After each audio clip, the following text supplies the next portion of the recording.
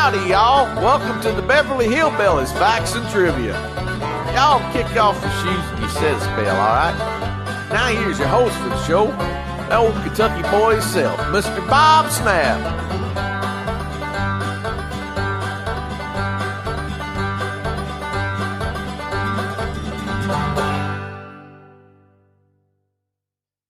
Hi guys, welcome to the Beverly Hillbillies Facts and Trivia. Appreciate you being here. Today's video is kind of an after the Beverly Hillbillies type thing for Irene Ryan. It's from her time in Pippin to her funeral. Woman led a very interesting life and was just a bundle of energy. Gotta love her. Let's take a look. After the Hillbillies ended, Irene co-starred in Pippin, an explosive new Bob Fosse Broadway musical that also starred Beverly. Ryan was 70 and happy to be working because she desperately wanted to continue after the Hillbillies. Her television co-star Nancy Culp remembers. She called me up and said, "Hey, guess what they offered me? A Broadway show." I thought, "Oh Lordy, what has she done?" I told her, you have a new house, a cat with no name, a new Cadillac that you can hardly drive. Why in the world?" Ryan had an 8-month out clause to escape from Pippin if she wished, but really she lived for performing. Irene received fantastic reviews from every single critic who saw the show. Her 2 musical numbers as the lusty grandmother Bertha were always capped by a steady lingering ovation. She knocked every audience dead. The show became just such a hit with her 2 brief numbers as the highlights that Motown Records released them, and at age 70, Irene had a hit single on her hands. All her reviews ran like this. From Ben Washer, the Hollywood Reporter, Irene Ryan stops the show and receives a staggering ovation. Richard Watts from the New York Post, of all the shows stopping in Pippin, I think the ovation accorded to Irene Ryan after she sang one of its best numbers, No Time at All, was most gratifying. A 1973 New York Times article written by Pippin choreographer Bob Fosse recalled how Irene relished her Broadway triumph so much she stood in the wings and listened to the applause after she had brought down the house.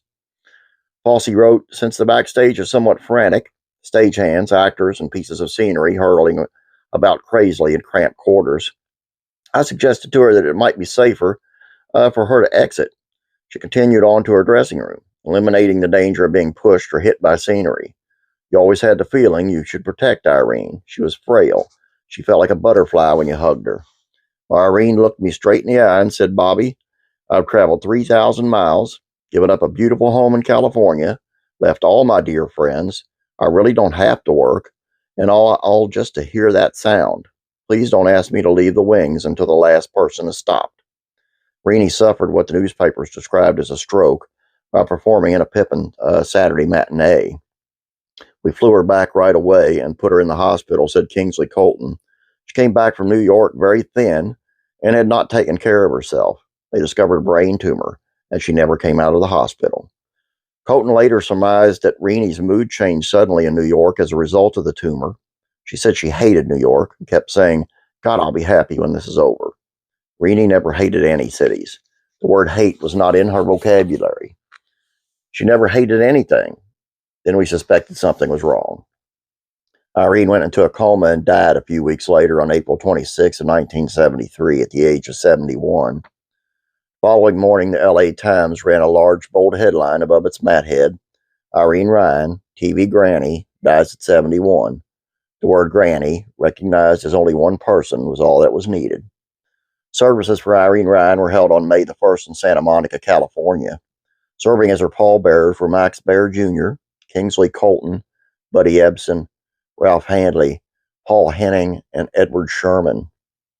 Honorary pallbearers included Bob Hope, Bob Fosse, Al Simon, and Ben Vereen. Paul Henning was asked to perform 2 uneasy tasks that day. Besides being a pallbearer, he delivered a eulogy with a handkerchief in his fist. He cried at many moments, but went on to say in part, "Today is May 1st, May Day. May Day, the international distress signal." And that's exactly what the death of Irene Ryan brought about. A universal feeling of distress because she was known and loved all over the world. We mourn here in Santa Monica, California, but they also mourn in Tokyo, Japan, and Sydney, Australia, in Mexico City and London, and Amsterdam, on the farms and ranches as well as on Broadway. Irene was truly an international star. Yes, this is indeed a time to cry. Mayday, help. We're in distress, but Mayday has another meaning, a much older meaning. Long before it became a call for help, Mayday was a time of joy and celebration, and I think that's the meaning Irene would want us to have in our hearts today. Because if anyone ever had a full, rich, joyous life, it was Irene Ryan. What could possibly be more fulfilling than to achieve success in your chosen profession, and not just success, a towering success? In the days of her years were 70, 70 wonderful years, rich and fulfilling, and she enriched the lives of all who knew her, plus hundreds of millions who didn't. Irene once told me that there was an old saying in vaudeville. I guess it applies to all of show business. Always get off at the high point in your act, leave 'em wanting more. Well, Irene, you certainly made your exit at a high point. God knows we wanted more. I think that's one of the most beautiful things I've ever read. I think it was well written. I think it was well meaning. I think it came from the heart. It makes me want to cry. Please don't forget about classic TV facts and trivia and classic rock and country country music facts and trivia. Head on over there. Please subscribe. Have a great day. God bless. Be praying for you.